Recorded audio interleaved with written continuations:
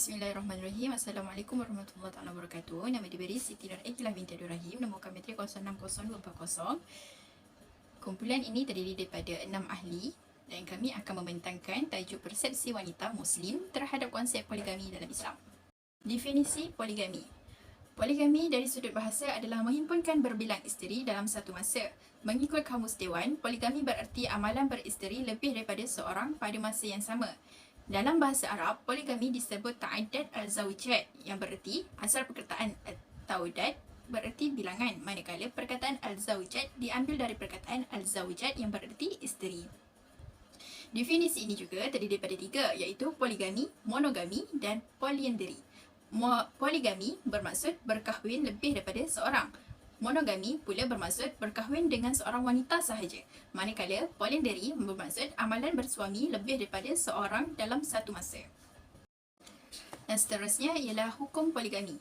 Hukum poligami terdiri daripada 3, iaitu sunnah, makruh dan haram. Sunnah ialah sekiranya isteri pertama tidak boleh memberi zuriat atau melahirkan anak, ia sunnah untuk berpoligami kerana itu juga adalah perbuatan sahabat pada zaman dahulu. Seterusnya, makruh. Makruh pula seseorang untuk berpoligami hanya bersenang-senang untuk memenuhi keinginan nafsu serta dia meragukan dirinya sendiri dalam berlaku adil atau tidak. Dan seterusnya ialah haram. Seseorang yang lemah baik secara ekonomi atau kemampuan dalam berlaku adil, akan tetapi dia nekat melakukan poligami. Warahmatullahi wabarakatuh. Saya Nurul Afika binti Mama Aliman, nombor metrik 060208 akan meneruskan perbentangan yang seterusnya, iaitu poligami menurut Islam. Yang pertama adalah poligami menurut cara Rasulullah, yang dimana poligami menurut cara Rasulullah adalah yang pertama untuk menyebarkan kasih sayang kepada seluruh alam, sebagaimana firman Allah dalam surah Al-Anbiya, iaitu dan tidaklah kami mengutus kamu melainkan untuk menjadi rahmat bagi sekalian manusia, sekian alam. Yang kedua adalah untuk menjadi contoh suri teladan kepada umat Islam, yang mana itu terbukti dalam surah Al-Ahzab, yang mana maksudnya sesungguhnya telah ada pada diri Rasulullah itu suri teladan yang baik bagimu, iaitu bagi orang-orang yang mengharap rahmat Allah dan kedatangan hari kiamat, dan dia banyak menyebut tentang Allah. Dan yang ketiga adalah untuk melindungi dan mengangkat martabat kaum wanita, anak-anak yatim dan juga para budak dan lain-lain, yang dimana ia dibuktikan dengan firman Allah dalam surah An-Nisa yang bermaksud, dan mereka meminta fatwa kepadamu tentang para wanita. Katakanlah Allah memberi fatwa kepadamu tentang mereka, dan apa yang dibacakan kepadamu dalam Al-Quran tentang para wanita yatim, yang kamu tidak memberikan kepada mereka apa yang ditetapkan untuk mereka, sedang kamu ingin mengahwini mereka, dan tentang anak-anak yang masih di padang lemah, dan Allah menyuruh kamu supaya kamu mengurus anak-anak yatim secara adil, dan kebajikan apa saja yang kamu kerjakan, maka sungguhnya Allah Maha mengetahuinya.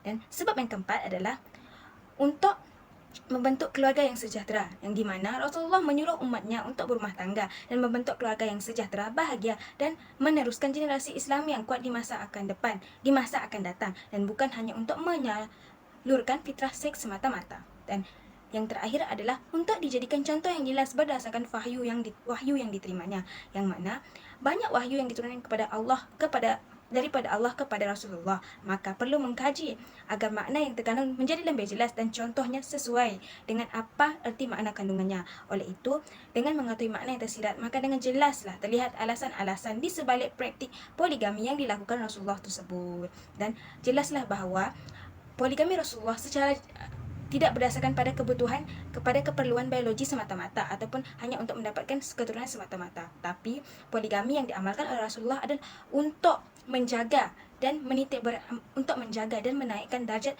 wanita itu sendiri. Yang seterusnya adalah poligami menurut pandangan ulama yang lain, di mana bab poligami ini dibincangkan secara jelas oleh beberapa ulama dan tidak diperincikan kerana masing-masing ulama mempunyai pendapat masing-masing dan masing-masing mempunyai pendirian yang tidak tetap dalam mengenakan hukuman ataupun apa-apa isu yang berkaitan dengan poligami. Namun apa yang boleh dijelaskan bahawa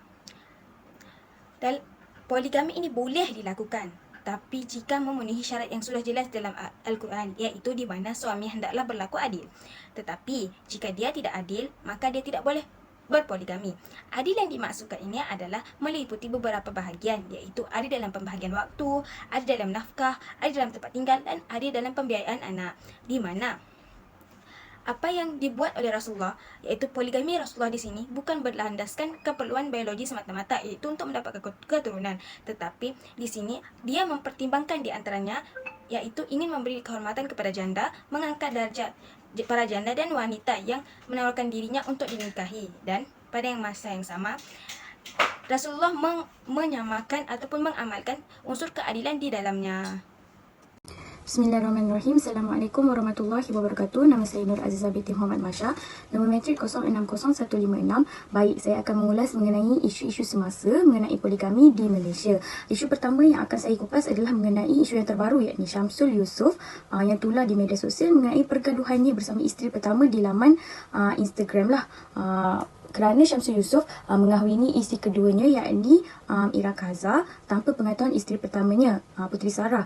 Syamsul Yusof dikatakan tidak cuba untuk menyelesaikan apa masalah yang berlaku, malah memuat naik satu status mengenai apa yang berlaku bersama isteri pertamanya. Apa yang boleh saya katakan adalah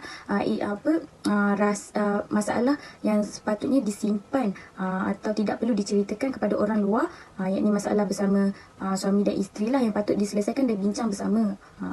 Sedangkan poligami di Malaysia itu berpunca daripada salah faham masyarakat itu sendiri mengenai konsep dan falsafah poligami. Hukum poligami sebenarnya membawa kepada kesejahteraan atas kebijaksanaan para suami untuk berlaku adil.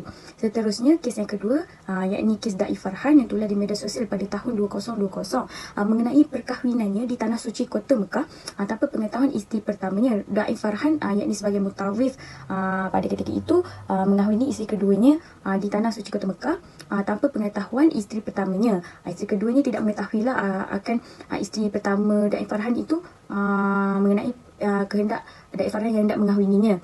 Kemudian setelah mereka berkahwin beberapa bulan, dalam 2 bulan, Da'i Farhan meminta kepada isteri keduanya untuk dia kembali kepada isteri pertamanya, dan isteri keduanya telah mengambil keputusan untuk minta diceraikan supaya Da'i Farhan boleh kembali kepada isteri pertamanya lah. Sedangkan isu pelaksanaan dalam poligami itu sendiri yang patut dibincangkan secara lebih mendalam, kerana pihak suami atau para suami ini perlulah berlaku adil dan menjaga kedua hati isteri sekiranya hendak melakukan poligami.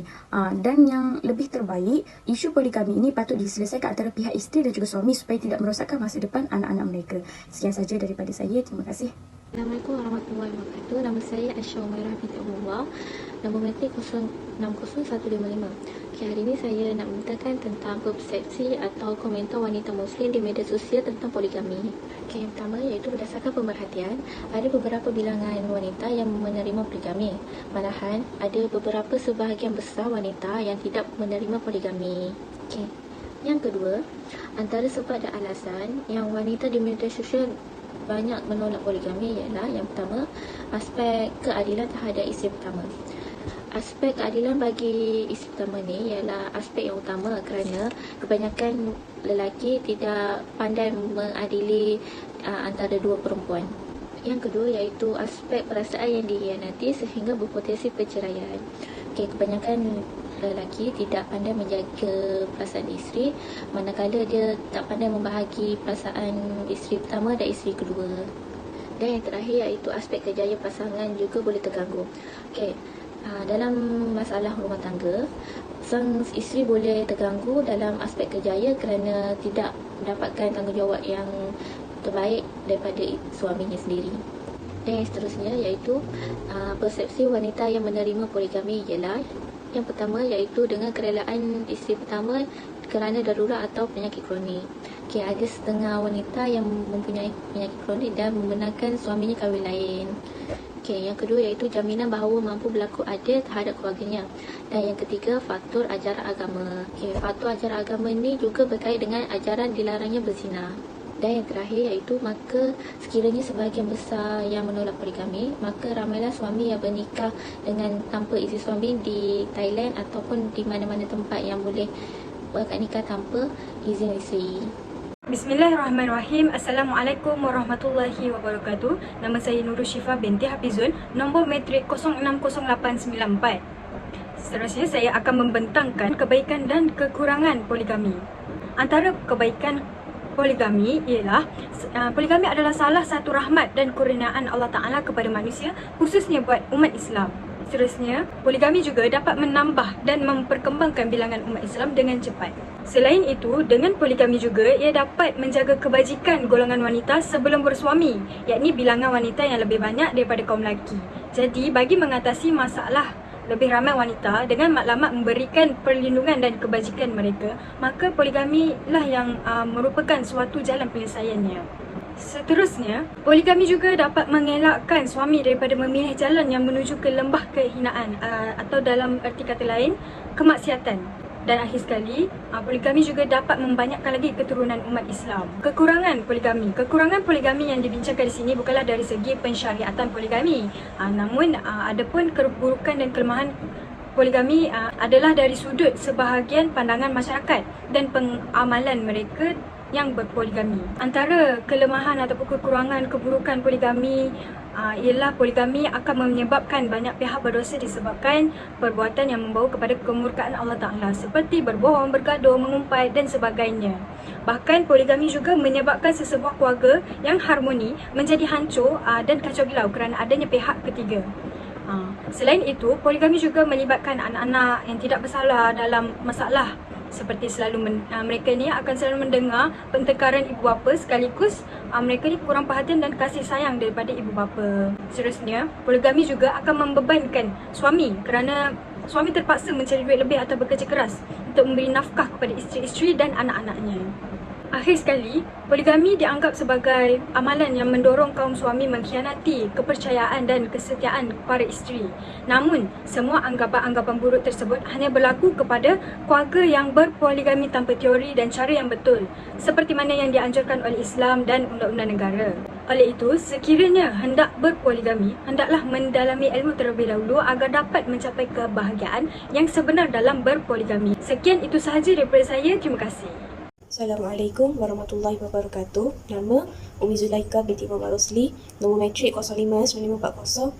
Dan untuk penutup, kesimpulan daripada pembincangan kami ini, Islam tu dia tidak menghalang kepada berpoligami kerana Islam itu sendiri adalah agama fitrah, agama yang memahami manusia ini fitrah mereka nak hidup berkasih sayang.